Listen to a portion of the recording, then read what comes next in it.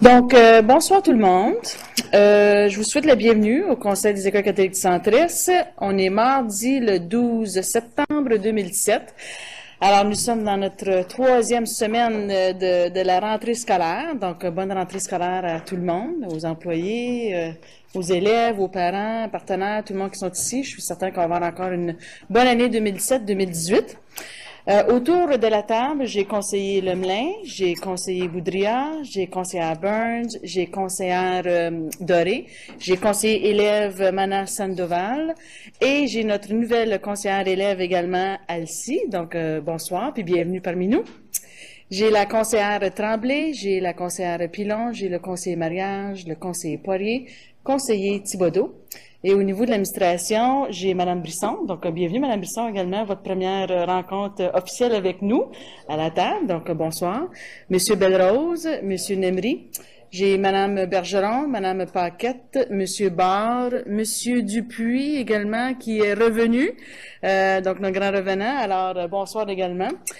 J'ai Monsieur, le Juillet Blanc, Dubois, Mme Congé, j'ai Mme Châtelain, Monsieur Bertrand. Puis M. Villeneuve, Mme Letemps et M. Sirois. Bon, alors on a toute la gang qui est ici ce soir. Alors, bienvenue tout le monde. Nous allons commencer avec la prière. Donc, conseiller Boudria, s'il vous plaît. Madame la Présidente, au nom du Père et du Fils et du Saint-Esprit. Amen. Seigneur, nous te confions cette nouvelle rentrée scolaire de 2017. Pendant cette année, nous aurons à nous réjouir de bonnes nouvelles et nous aurons à affronter des moments difficiles. Donne-nous la force de les vivre pleinement. Nous t'offrons d'avance ces bonheurs et ces malheurs. Accorde aux enseignantes et aux enseignants l'enthousiasme de transmettre leur savoir et de faire grandir nos élèves. Donne aux enfants et aux jeunes d'apprendre et d'acquérir les connaissances intellectuelles, professionnelles, humaines pour devenir des acteurs responsables de ce monde et le servir au mieux. Que leurs parents puissent les accompagner avec justesse et avec amour. Que l'équipe éducative s'ouvre toujours plus aux valeurs de l'Évangile dans le respect de nos différences. Donne-nous d'être attentifs à chacun et de reconnaître en tous, et particulièrement dans les plus pauvres. Puissions-nous agir ensemble pour que la réussite scolaire soit en chacun de nous. Amen. Amen. Au nom du Père et du Fils. Merci, conseiller Boudria. Le point 3, l'adoption de l'ordre du jour. Est-ce qu'il y a quelque chose à ajouter à l'ordre du jour? Non, Madame la Présidente. Est-ce qu'il y a quelque chose autour de la table?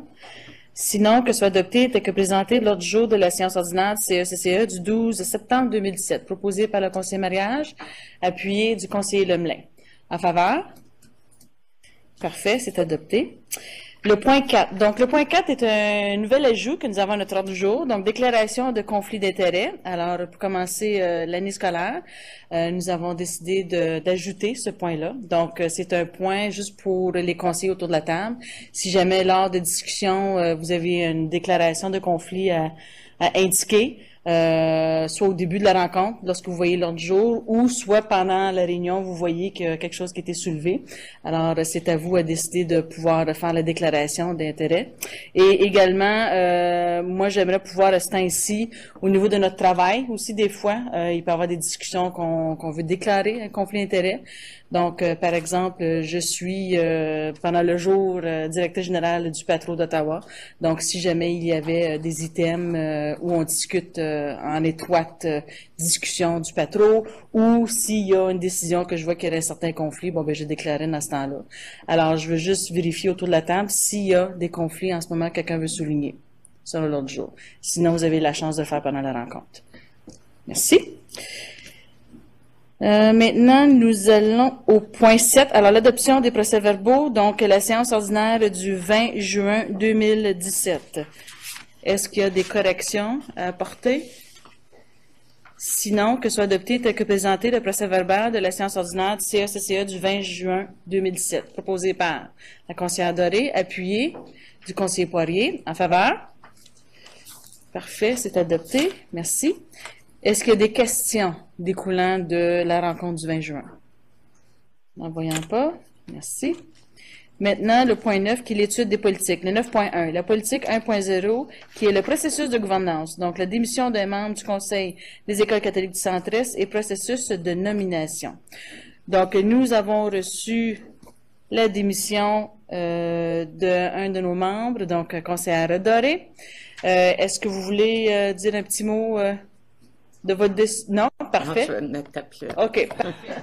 Non, Donc, c'est pas une décision facile, mais à un certain moment, je pense qu'il y a lieu de quitter. Je vais vous manquer, mais... parfait.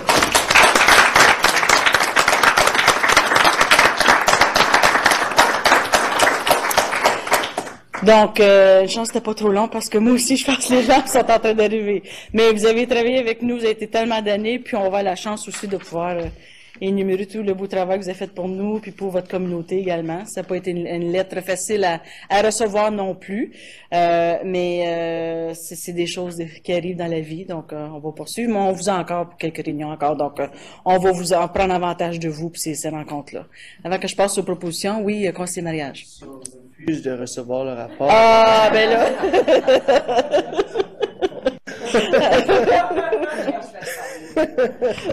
Là, elle va parler, c'est ça. Parfait. Donc, la recommandation que la démission de la conseillère Doré, représentante du secteur 6B, Rideau-Vanier, Somerset, Kitchissippi, capitale, effective à compter du 28 novembre 2017, soit reçue. Donc, proposée par... Il n'y a pas personne qui veut le proposer. Conseiller Thibodeau, appuyé du conseiller mariage. En faveur? Parfait, c'est adopté. Donc, comme je vous ai dit, on vous garde, on va essayer de vous garder très occupés jusqu'au 28 novembre. Donc, faut pas que vous nous oubliez. Parfait. Alors, pour ceci, il y a un processus que nous devons mettre en marche. Est-ce que vous voulez l'expliquer un peu, M. Sirois, les quelques étapes, puis ensuite on peut passer... Oui, je vais fier à mes notes, je vais pas y aller juste me fier à ma mémoire. Oui. Donc, ce qu'on propose, c'est qu'un avis de concours soit publié dans les journaux le 25 septembre. Il sera acheminé aux écoles également et aux membres des conseils d'école et aux parents. Ensuite, les candidats pourront déposer leur candidature. Et puis, à la séance du 24 octobre, les conseillers, là, ça se fait de façon publique. Pour moi, c'est une première là, de cette façon-là, donc j'ai appris quelque chose de nouveau. Donc, les gens se présentent lors d'une réunion et puis ils ont 5 minutes pour leur allocution et pour vous démontrer qu'ils sont aptes à assumer les fonctions d'un conseiller ou d'une conseillère scolaire. Et par la suite, vous allez délibérer. Et puis, il y a un processus qui est la même que pour les nommer la présidente, la vice-présidente. Donc, je vais vous épargner cette procédure-là. Et finalement, la personne va va être en fonction à partir de la première réunion du conseil, soit à l'assemblée annuelle là, du mois de décembre. Donc, donc c'est comme ça que ça va se passer. Parfait. Est-ce qu'il y a des questions? Sinon, je peux aller d'une recommandation à la fois. Là. Oui, conseiller Poirier. Merci, Madame la Présidente. Je trouve que c'est une option très intéressante compte tenu du fait que ça nous sauverait une élection partielle. Cependant, je pense que vu qu'on alloue seulement 5 minutes à chaque candidat, c'est pas énormément de temps pour les conseillers scolaires à se donner une idée de la compétence ou de l'intérêt de l'individu. Donc, j'aime voir dans l'annonce du poste à combler qu'on recherche aussi une lettre indiquant notre intérêt, indiquant l'intérêt du candidat. C'est ça qu'on recherche, ainsi que le curriculum vitae. Mais moi, je vais mettre une attention particulière à la lettre d'intérêt. Donc, je ne sais pas si on peut peut-être indiquer, veuillez nous faire parvenir une lettre indiquant votre intérêt, ainsi que, par exemple, les qualifications ou l'expérience qui pourraient appuyer votre motivation pour le poste, quelque chose de ce genre-là, pour qu'on ne se retrouve pas avec une lettre oui, je suis intéressé par le poste, et puis là, on entend juste un 5 minutes. Je pense que la lettre, on va devoir se tourner vraiment vers la lettre et les CV aussi là, pour rendre une décision. Donc, c'est ma suggestion juste pour peut-être modifier le texte advenant qu'on choisit cette option-là. Parfait. Donc, non, c'est une bonne suggestion. Puis ensuite, au niveau des détails de l'annonce comme telle et de ce qui est attendu au niveau de la lettre et tout ça, on pourra énumérer là, ce que l'on recherche, comme vous dites, là, dans la lettre, des choses spécifiques, peut-être des questions spécifiques qu'on pourrait ressortir, puis ensuite avec le curriculum vitae, etc. Donc, moi, je regarderai ça de près avec l'équipe. Parfait. Est-ce qu'il y a des questions? Sinon, je vais y aller avec les recommandations, puis si jamais vous avez des questions, vous me ferez signe. Alors, celle qui est notée, recommandation 4, que la procédure retenue pour combler le poste laissé vacant à la suite de la démission de la conseillère Doré soit celle indiquée à l'article 221.1a de la loi sur l'éducation qui permet au Conseil de nommer un membre, soit l'option 1 contenue au rapport CECCE 1718 AL01. Proposé par conseiller Boudria, appuyé du conseiller Lemelin. En faveur? Parfait, c'est adopté. Pour la recommandation 5, que soit retenu le processus de sélection pour la nomination d'une conseillère, d'un conseiller scolaire pour le secteur 6, B, Rideau-Vanier, Somerset, Kitchissippi, Capitale, tel que présenté à l'annexe A du rapport CECCE 1718 à L01. Question, oui, allez-y, conseiller Marielle. Juste une question. Je sais qu'il va y avoir beaucoup d'intérêt dans ce secteur-là. Je me demande si on a plusieurs candidats, puis peut-être on jongle entre un ou deux, peut-être même 3 candidats s'il y en a plusieurs. Si on pourrait mettre de la flexibilité pour réinviter, parce qu'il y a du temps entre le 24 octobre puis le 1er décembre d'avoir peut-être une autre réunion, on pourrait réinviter 1 ou 2 personnes si on a d'autres questions pour eux autres. Juste se bâtir un peu de flexibilité pour pas dire qu'on doit prendre une décision le 24. Parce que si on n'est pas certain en délibérant qu'on est confiant qu'on a la personne qu'on pourrait peut-être réinviter ou même envoyer par courrier ou courriel certaines questions qui doivent nous revenir, juste pour se bâtir un peu de flexibilité dans le processus. Oui, je pense qu'on ne spécifie pas de date comme telle dans les recommandations. Oui, mais on dit dans la recommandation que c'est l'annexe A du rapport, puis l'annexe A dit à la séance du 24 octobre. OK. Parfait. Donc, on fera, on se donnera cette flexibilité-là. Oui, parfait. Merci de le souligner. Parfait. Donc, proposé par conseillère Tremblay, puis la conseillère Pilon. En faveur? Parfait, c'est adopté. Merci. Il y a également la recommandation 6. Donc, que soit retenu le profil de la candidate du candidat au poste de conseiller scolaire représentant le secteur 6B, Rideau-Vanier, Somerset, Kitchissippi, Capitale, tel que présenté à l'annexe B du rapport CECCE 1718 à L01. Question? Sinon, proposé par conseiller Boudria, appuyé de la conseillère Burns. En faveur? Parfait, c'est adopté. Merci. La recommandation 7 à ce sujet, que le secrétaire du Conseil procède à la publication d'un avis public dans les journaux couvrant la juridiction CECCE tel que présenté à l'annexe C du rapport CECCE 1718 à L01. Proposé par le conseiller Poirier, appuyé du conseiller Mariage. En faveur? Parfait, c'est adopté. Oui, une question?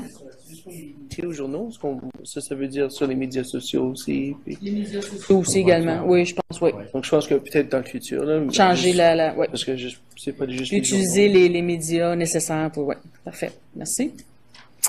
Et la dernière recommandation à ce sujet, que la nomination d'une conseillère d'un conseiller scolaire pour combler le poste vacant du secteur 6, B, Rideau-Vanier, Somerset, Kitchissippi, Capitale, soit inscrite à l'ordre du jour de la séance d'organisation annuelle CECCE du 5 décembre 2017. Proposé par la conseillère Burns, appuyé du conseiller Thibodeau. En faveur? Parfait, c'est adopté. Donc, merci. Puis, c'est à suivre. Maintenant, le 9.2. Donc, la politique 3.9, réaménagement des communautés scolaires. Donc, c'est une mise à jour des projets de réfection des écoles 2016-2017. Monsieur Sirois. Merci, Madame la Présidente. Je vais passer la parole à Monsieur Belrose. J'inviterai M. Bertrand à se joindre à moi. Et M. Poulain de rester proche. Comme vous savez, vu que je quitte en décembre pour ma retraite et que M. Bertrand prendra une partie de mes fonctions, dont la supervision des immobilisations, il était difficile de lui déléguer la présentation aujourd'hui puisqu'il est rentré en poste le 1er septembre et le dossier date d'avant le 1er septembre. Fait que c'est probablement ma dernière présentation sur le volet immobilisation et ça me fait plaisir de la faire d'ailleurs. Juste un petit rappel. Souvenez-vous qu'à l'été 2016, le ministère de l'Éducation, avec l'arrivée de la nouvelle ministre, la ministre Hunter, on avait doublé les montants de réfection pour les 2 prochaines années, c'est-à-dire l'été 2017 et l'été 2018. Donc, on a fait passer nos enveloppes de 6 millions à 12 millions cette année et l'an prochain. Et ce qui fait qu'à un moment donné, l'ensemble des conseils, des 4 conseils de la région ont reçu des enveloppes doublées pour améliorer les installations. Et dans notre planification, naturellement, on avait aussi des budgets d'économie d'énergie qui se sont additionnés à ça, qui sont arrivés dans les SBE du mois de juin, mais qu'il fallait dépenser aussi pour le mois de mars. Et l'ensemble de ces projets-là ont été planifiés. Et pendant notre processus d'appel d'offres, on s'est rendu compte qu'il y avait une surchauffe du marché. Et puis, puisqu'on avait quand même un bon suivi au niveau budgétaire, puis qu'on a réalisé finalement qu'on allait avoir des dépassements budgétaires, on a retardé des projets volontairement pour être en mesure d'exécuter la majorité des travaux, pour être en mesure d'améliorer. Il faut comprendre aussi que la période pour faire les travaux est maximum 10 semaines. Fait qu'on a dû composer avec ces éléments-là. Il y a eu des écarts. On a comparé au courant, lorsqu'on a préparé le rapport, on a comparé par rapport aux années précédentes. On avait des enveloppes d'environ 5 à 6 millions, 35 à 40 projets par année. Cette année, on a le double de tout.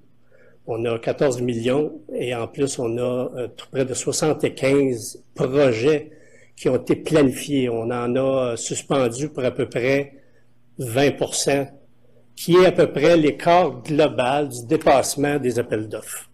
Dans les années précédentes, c'est environ entre 5 et 10% les dépassements. Il y en a toujours eu. Mais globalement, on les gère pour être en mesure de respecter notre enveloppe globale. On travaille beaucoup avec les fichiers du ministère de l'Éducation pour être en mesure, parce que dans la planification de la rénovation des écoles, le ministère, suite à ses experts, met des budgets préliminaires dans ces fichiers. On travaille beaucoup avec ces... mais suite à la surchauffe, on réalise que finalement, les données qui sont dans le fichier, exceptionnellement, j'espère, parce que j'espère que dans les prochaines années, ce ne sera pas toujours comme ça, on devra réajuster à la hausse les budgets qu'on planifie, justement pour être en mesure d'éviter ces surprises. Mais malgré tout, suite à notre bon suivi budgétaire avec le service des finances et aussi le service des mobilisations, on a pu contrôler finalement ce dépassement budgétaire, justement en repoussant certains projets qu'on pourra réaliser l'été suivant. Puis, disons qu'on va être davantage prudent dans notre planification au niveau des coûts. Malgré le fait qu'on a un bon suivi, je pense que ça serait de mise. Naturellement, il y a 2 projets aux 4000 labels que j'ai inclus là-dedans qui seront faits dans la période des fêtes, qui faisaient partie du processus, mais on a manqué.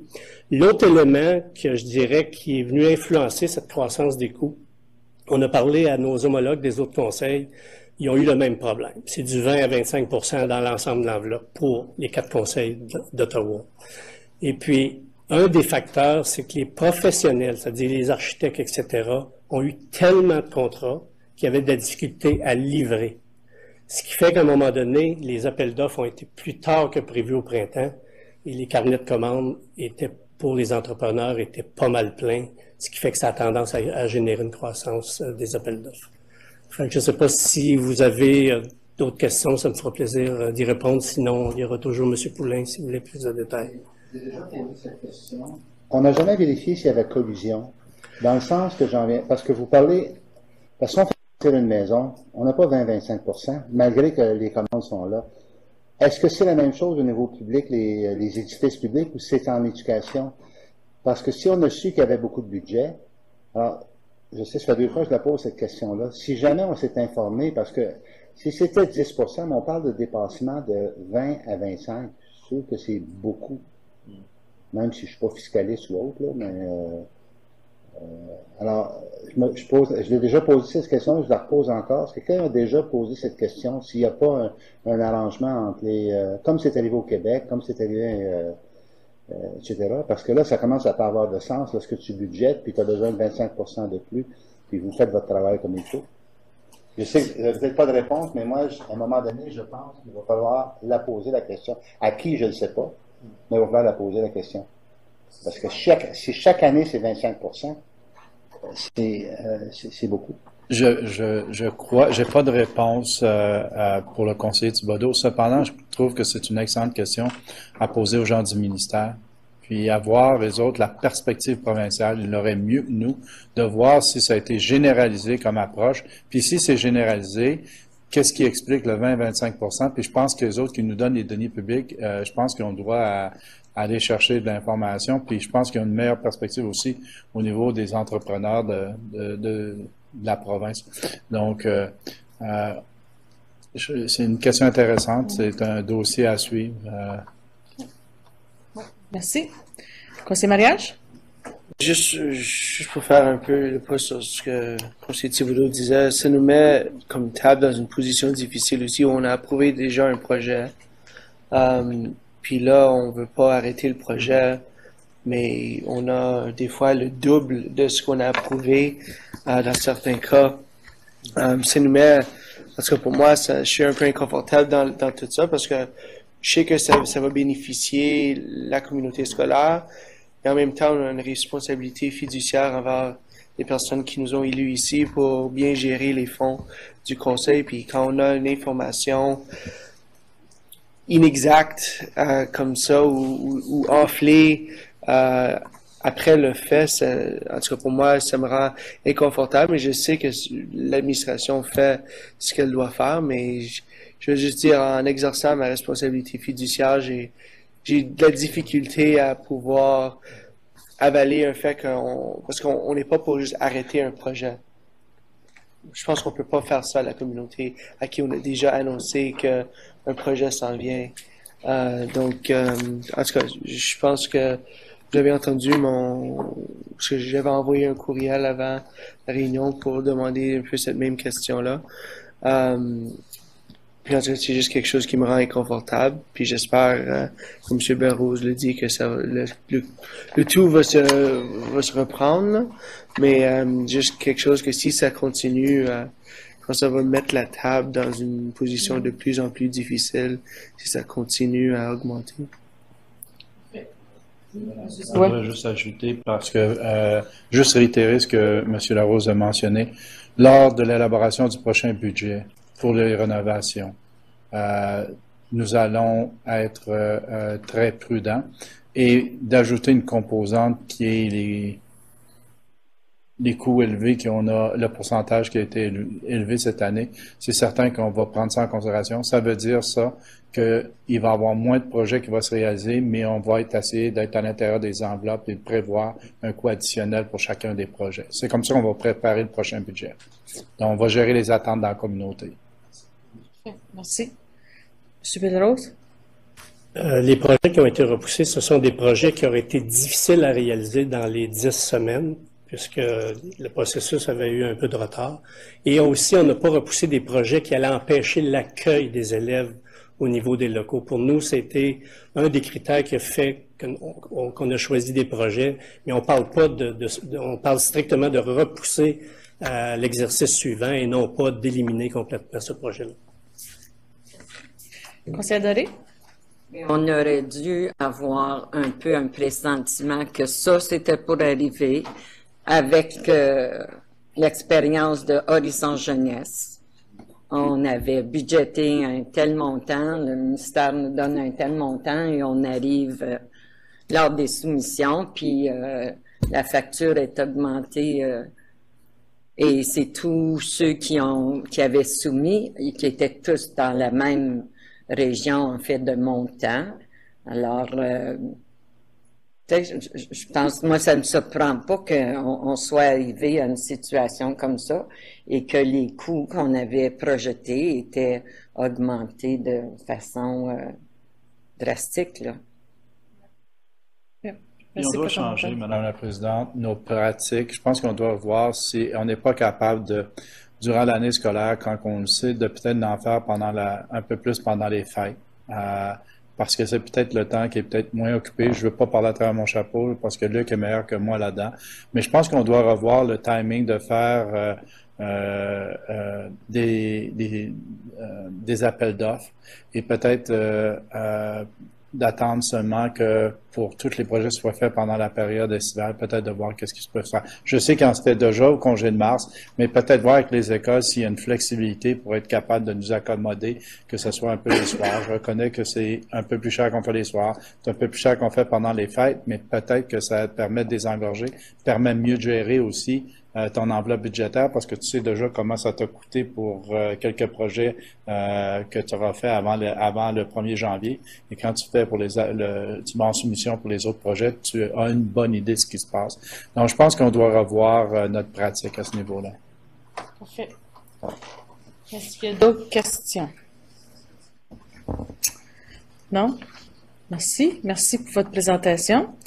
Alors, que soit approuvé le rapport CE-CCE 17-18 immobilisation.02 portant sur la mise à jour des projets de réfection des écoles 2016-2017. Proposé par le conseiller Adoré, appuyé du conseiller Lemelin. En faveur? Parfait, c'est adopté. Merci beaucoup. Et maintenant, la politique 3.1, planification financière et budgétisation. Prévision préliminaire du budget révisé, donc les revenus et les dépenses pour l'année 2017-2018. Monsieur Sirois. Merci, Madame la Présidente. Peut-être juste vous donner un peu le contexte. C'est la première fois qu'on vient vous présenter un budget préliminaire. Habituellement, on attend le budget révisé. Mais comme vous avez pu le constater, on parle d'une augmentation possible de 1200 élèves. On a 1000 élèves et on a 135 encore qui sont dans nos listes de préinscrits, qui ferait à peu près une réalité pour le conseil. C'est comme si on avait ouvert 3 nouvelles écoles élémentaires de 400 élèves. C'est ça la réalité. Donnez-moi ça n'importe quel temps de la croissance, gérer de la croissance. Je vais gérer les douleurs de croissance avant de gérer les douleurs de décroissance, mais c'est notre réalité. Je pense que c'est pour ça que Mme Bergeron aussi vous a présenté une demande de reporter un rapport. Aujourd'hui, on vient vous demander ça. Pourquoi? Parce que un budget préliminaire, parce que les écoles travaillent très fort au niveau du recrutement et de la rétention. Il y a un travail formidable qui est fait, mais en générant autant d'effectifs scolaires, ça veut dire que les écoles ont des besoins. Puis, je me sens mal de dire, on va attendre au budget révisé, puis en janvier, on va vous apporter l'aide nécessaire. Les gens ont besoin de l'aide nécessaire maintenant. Et c'est là la raison pourquoi aujourd'hui, on vient vous présenter ce budget-là. C'est pour déployer le plus rapidement possible de l'aide dans les écoles. Donc, c'est dans ce contexte-là que c'est fait. Donc, je passe la parole à M. Belrose et Mme Brisson. Merci, M. Sirois. Pour les mêmes raisons que j'ai mentionnées sur le volet IMO, c'est probablement ma dernière présentation financière. J'aimerais faire un petit rappel aux conseillers. Je pense qu'il faut être conscient des décisions que le Conseil a prises pris par rapport à tout l'investissement qu'il a fait dans le secteur des communications, la promotion, même dans le budget revisé de janvier l'an passé. On a réinjecté des fonds pour être plus présent dans la communauté, mieux faire connaître le Conseil. Je pense que les décisions que vous avez prises à l'époque portent fruit. Je pense qu'on en a la preuve cet été, puisqu'on a au-dessus de 1000 élèves là, qui venaient s'inscrire dans nos écoles. Ce qui fait que ça amène des bonnes nouvelles, ça amène de l'argent, des problèmes, mais des problèmes qui sont solutionnables. Fait que je pense que je suis d'accord avec M. Sirois. Ce qui fait qu'aujourd'hui, on vous présente le rapport pour être en mesure. On vous a fait un estimé de l'enveloppe que ça va générer. On parle de tout près de 7,5 millions. Naturellement, il y aura du personnel dans les écoles qui sera déployé pour 2,6 millions et autres dépenses pour 600. Ce qui reste, dans le fond, c'est 4,2 millions. Et on vous demande du 4,2 millions qui pourrait demeurer en surplus. On vous demande de commencer à en utiliser 2,5 pour être en mesure de soulager les écoles, les supporter. Et en janvier, dans le processus budgétaire revisé, on viendra vous donner le détail de l'utilisation du 2,5. Et si on utilise aussi le 1,7, on vous donnera le détail de quelle façon on déploie dans les écoles pour être en mesure justement d'enlever les points de pression. Puis, dans le fond, s'assurer pour le rendement des élèves, pour tout le personnel. Je pense que c'est un élément important de commencer à déployer, ne pas attendre en janvier pour avoir seulement un semestre. Fait que voici la proposition que nous faisons aujourd'hui. Merci. Est-ce qu'il y a des questions? Conseiller Thibodeau? Juste une remarque, il faut s'assurer que ça ne devienne pas une carte de crédit ouverte, parce que je me rappelle quand les budgets arrivaient dans les écoles, si on avait des augmentations, bang, il y avait pas de choses qui arrivaient dans les écoles. Alors, encore ici, on parle de monitoring de cet argent-là. Je comprends, 1000, c'est ça, moi, ça m'avait frappé, c'est 4 écoles, c'est incroyable, là, ce que ça veut dire sur un système. C'est fantastique. La question, est-ce qu'on peut absorber ça? Là, le 2,4 millions va aider dans les écoles, mais il faut s'assurer que ça soit extrêmement bien monitoré, la façon que ces fonds sont utilisés. Oui, merci beaucoup pour le commentaire. Monsieur Sirois? Juste peut-être un rappel dans le rapport, je sais que vous l'avez vu, mais c'est quand même un ajout possible de 20 postes d'enseignants et de 7 postes en enfance en difficulté, ALF, LEAD et PARE. Donc, c'est là que la majorité des sous à l'investissement va se faire dans la salle de classe. Très sensible aux commentaires du conseiller Thibodeau. Oui, il faut agir avec prudence, puis moi, je le prends pas comme une carte blanche ou une carte de crédit. Je pense qu'on vous doit des comptes à ce niveau-là. Merci. Conseiller Poirier?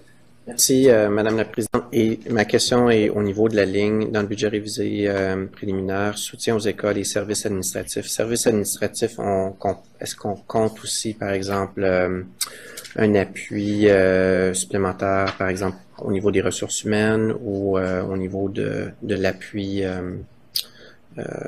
c'est ça, au niveau des finances pour justement venir en aide à l'augmentation de l'effectif du personnel?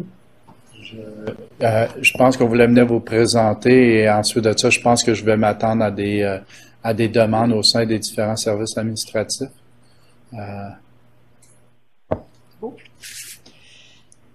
Parfait. D'autres questions? Oui, conseiller mariage. Oui, juste pour dire que j'espère que, comme premièrement, félicitations à l'administration. Je pense que cette croissance-là est incroyable. Puis je pense que on doit vous lever le chapeau et à vos équipes dans les écoles pour ça, aux communications aussi. Mais j'espère qu'on va pouvoir communiquer au ministère l'augmentation dans nos inscriptions, puis le fait que vraiment on devrait ouvrir 3 nouvelles écoles, puis que l'engorgement de certaines écoles sur notre territoire est devenu insoutenable, puis qu'ils doivent vraiment regarder le territoire avec la situation actuelle pour désengorger de façon urgente certaines de nos écoles. Petit peu commentaire, puis je suis certaine que ce message-là va être apporté au ministère. Donc, merci. D'autres questions? Sinon, nous avons une recommandation que soit approuvée une somme de 2,5 millions à même les revenus additionnels générés par la croissance des effectifs comparativement au budget adopté 2017-2018 afin de soutenir les écoles et les services pour la rentrée scolaire 2017-2018. Proposé par la conseillère Burns, appuyé de la conseillère Pilon. En faveur? Parfait, c'est adopté. Merci beaucoup pour la présentation. Maintenant, le 9.4, oui, c'est ça. 9.4, politique 1.2, style de gouvernement. Oui, c'est beau. On a fini? Merci pour la présentation. Oui? OK, parfait. OK. Je vais juste m'assurer qu'on n'a rien oublié.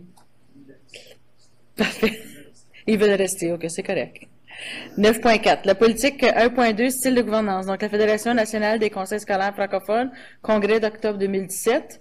Alors, c'est pour la délégation ayant droit de vote. Madame Le Temps, on voulait savoir qui seraient nos délégués. Donc, je sais, moi, je vais être là. On a combien de délégués? 3 ou 4? 3 personnes? OK. Oui, puis un substitut. Donc, qui est disponible? Comme vous le savez, pour la Fédération, c'est ici à Ottawa, puis c'est l'Assemblée générale. Donc, conseiller Thibodeau? Parfait. Oui. Conseiller Lemelin? Oui, moi, j'ai dit, oui, excuse-moi, présidente, vice-présidente, conseiller Thibodeau. Alors, on a nos 3, puis ensuite un substitut. Conseiller Poirier, comme substitut. Parfait. OK, parfait. Merci. Et le 9.5, politique 1.5, l'agenda annuel. Donc, vous avez devant vous l'agenda annuel 2017-2018. Est-ce qu'il y a des questions? Pardon? Oh, merci. Oui, merci. Proposé par conseiller Boudria, appuyé du conseiller mariage. En faveur? Parfait, c'est adopté. Merci. C'est ça un travail d'équipe. Donc, le 9.5, alors la politique, l'agenda annuel 2017-2018. Est-ce qu'il y a des choses à ajouter ou souligner ou des questions? S'il n'y en a pas, que soit approuvé l'ébauche de l'agenda annuel 2017-2018, proposé par la conseillère Doré, appuyé du conseiller Boudria. En faveur? Parfait, c'est adopté. Merci. Le point 10, qui est le huis clos, nous n'avons pas terminé le huis clos, donc on va y revenir. Le point 11, sans objet. Le point 12, communication et appui. Alors, le 12.1, Monsieur Sirois. Merci, Madame la Présidente. Je vais être très bref. Vous le savez déjà, on vous a informé plus de 1000 élèves avec près de 135 encore élèves préinscrits qu'on doit inscrire. Donc, on dépassera les 1000 élèves et puis espérons qu'on sera près de 1100 élèves de plus que l'année dernière. J'ai mentionné tout à l'heure l'apport des directions d'école, le leadership des écoles, la réputation des écoles, mais j'aimerais également souligner vraiment le travail sous le leadership de M. Anwar Lemri, marketing, communication et engagement communautaire, qui ont embrassé la philosophie d'aller sur le terrain, outreach, et puis d'amener aussi des indicateurs de performance en ce qui a trait à nos initiatives. Et je pense que ça a eu un impact majeur. On est partout sur les médias sociaux, on est également partout sur le terrain. Il y avait des initiatives qui ont dépassé mes attentes. C'est la créativité et l'imagination qu'il y a dans ce service-là me surprend tous les jours. Et puis, je pense que on leur doit une fière chandelle. C'est un travail majeur qui a été effectué. Donc, chapeau Anwar pour toi et à toute ton équipe et transmets-leur toutes mes félicitations.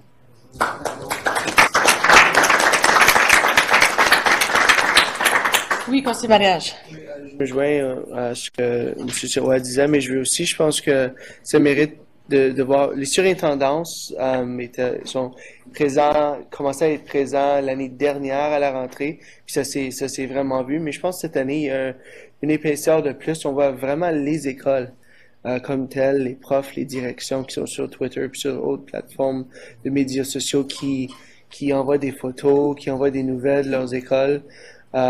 Puis je sais que moi, je reçois aussi des courriels de direction m'invitant à certains événements dans les écoles. Donc, c'est très apprécié, en tout cas de ma part. Puis je pense que moi, je félicite les écoles pour leur présence aussi, parce que je pense que ça démontre leur engagement envers leur communauté scolaire aussi.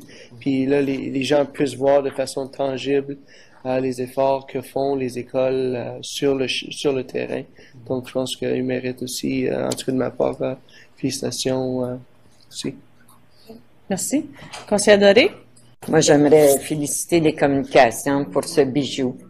C'est tellement bien. J'ai eu une journée, j'ouvre mon droit, puis je reçois ça dans le droit. J'ai dit « wow ». J'ai eu l'occasion de le lire au complet, puis félicitations. C'est ce qui nous sommes. Ça nous décrit tellement bien. Puis, en tout cas, félicitations. Ça vaut la peine d'être lu et que les parents aussi. Je pense que tous les parents en ont reçu une copie. Alors, un vrai petit bijou.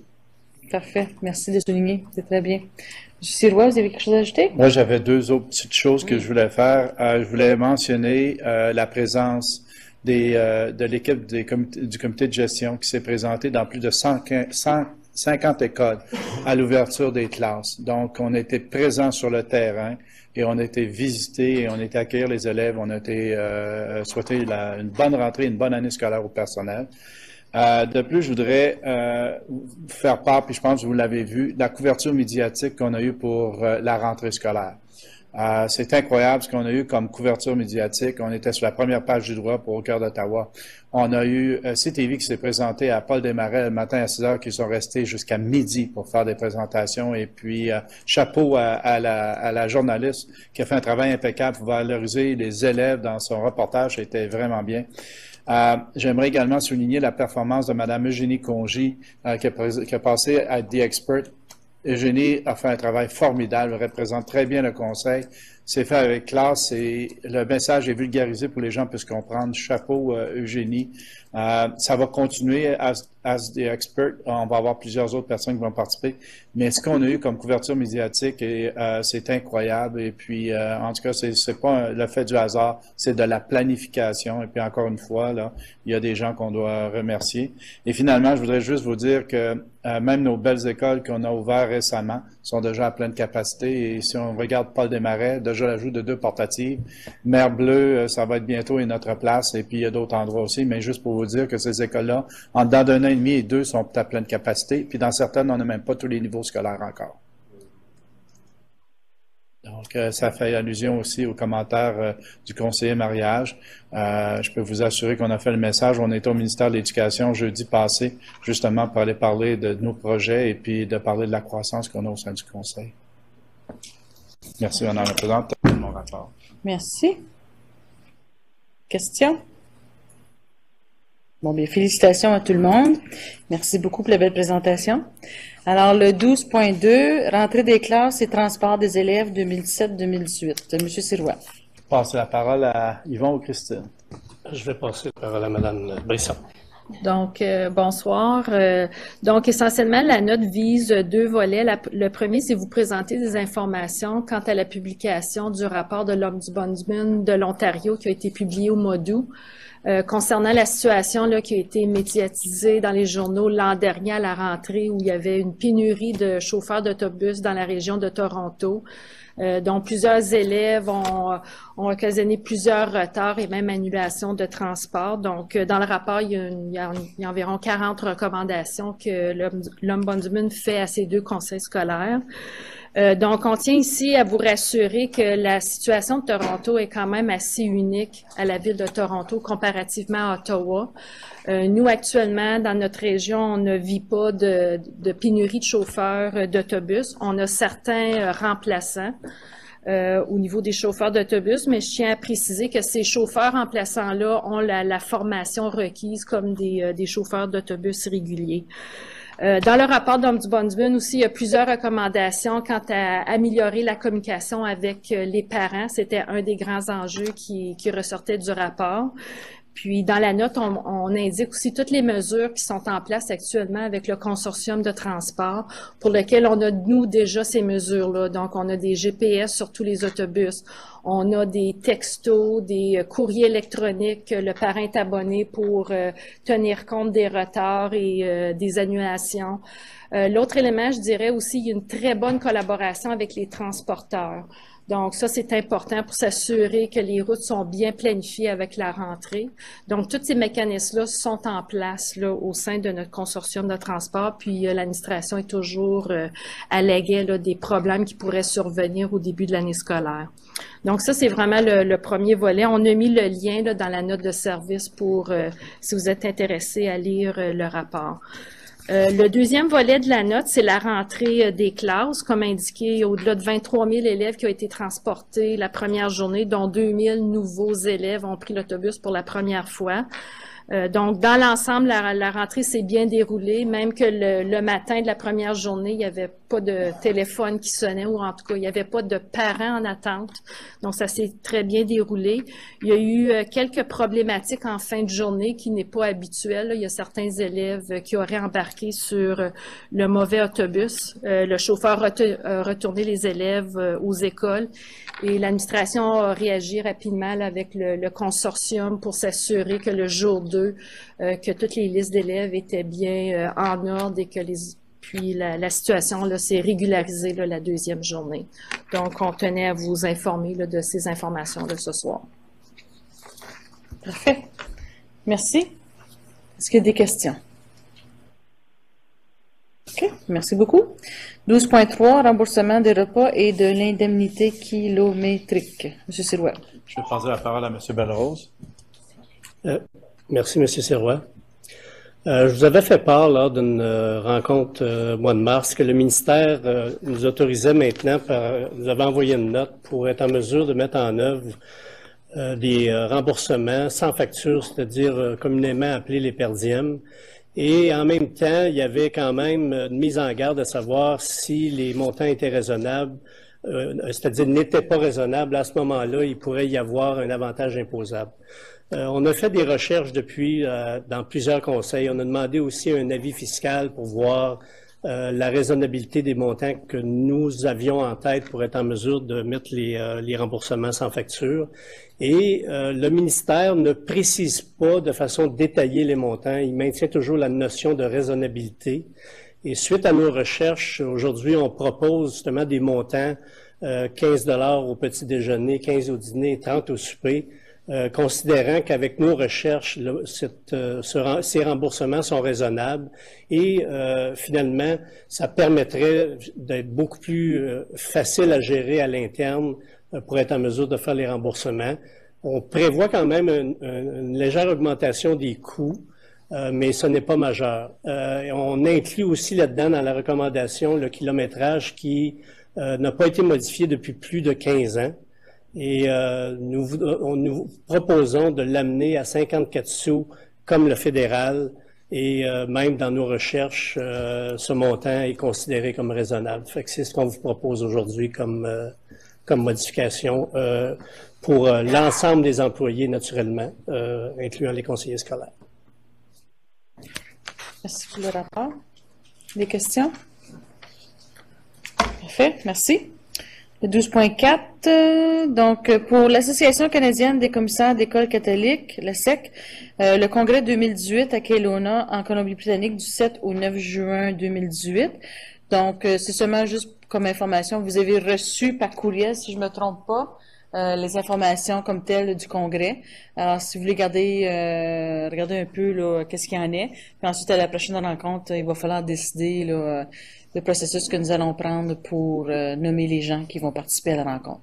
Nous seulement un petit rappel que vous avez reçu l'information, puis on va en parler à la prochaine rencontre. Parfait. 12.5, regroupement des agents de communication catholique de l'Ontario, donc le RACO. Monsieur Sirois. Je passe la parole à Monsieur Anouar. Simplement vous informer que lors de l'événement du 27 au 29 octobre prochain, nous serons commanditaires de l'événement et c'est le conseil qui va représenter l'ensemble des systèmes catholiques à cette soirée-là. Et Madame la Présidente, vous aurez l'opportunité de prononcer un petit discours au nom des 8 conseils catholiques. Mais aussi, pouvez-vous nous parler de le travail que nous avons reçu? Oui, juste rapidement, là, parce que je sais qu'il y a beaucoup de promotions qui ont été faites avec les 8 conseils au niveau du système catholique. Alors, l'ensemble du membre du RACO, nous avons annoncé la semaine dernière le démarrage de la nouvelle campagne sur la nouvelle identité du RACO. Je vous ai partagé le communiqué de presse. Et essentiellement, ça reprend le message que l'éducation catholique est la meilleure éducation francophone en province. Alors, pour faire le choix de distinction. Et aussi, c'est le 20e anniversaire des conseils. Donc, ceci est pour justement mettre en valeur. Il va y avoir une tournée de reconnaissance dans l'ensemble des conseils à travers la province et les parents seront sollicités pour se prononcer sur l'expérience qu'ils vivent dans l'école catholique. Donc, essentiellement, cette campagne va commencer sous peu dans les prochaines semaines. Donc, vous avez reçu également par courriel les informations, communiqué de presse et tout, donc le visuel. Alors, la promotion va continuer pour au cours de la prochaine année. Beaucoup axé sur les médias sociaux et ensuite de ça, il y a certains supports qui vont être au niveau numérique et aussi papier. Merci. Merci pour la mise à jour. Des questions? Sinon, nous avons une recommandation pour communication et appui que les informations transmises sous la rubrique communication et appui soient reçues. Proposée par la conseillère Burns, appui du conseiller Lemelin. En faveur? Parfait, c'est adopté. Merci. Le point 13, agenda automatique sans objet. Et au niveau de l'autre... Oui, conseillère Pilon, vous avez une question? Je voulais juste savoir, c'est que j'ai remarqué qu'on n'a pas le rapport des étudiants à l'agenda. Je me demandais s'il y avait... C'est une fois par mois. Une fois par mois, puis ça va être à la prochaine rencontre qu'on le fait tout le temps. Ah, OK. Oui, c'est ça. Merci. Je me questionne toujours aussi, mais c'est ça, c'est une fois par mois. Merci de soulever. Mais les conseillers élèves, je suis certain qu'il va y avoir beaucoup de choses à nous dire d'ici 2 semaines avec la rentrée scolaire et tout. Parfait, mais merci de le soulever. Donc, au niveau de l'auto-évaluation, oui, conseiller Thibodeau. J'en ai parlé tantôt. Je trouve ça extrêmement intéressant. On a parlé des choses systémiques. Il y a tant d'élèves qui ont été transportés. Il y a ci et ça. Là, on a grossi de 1000.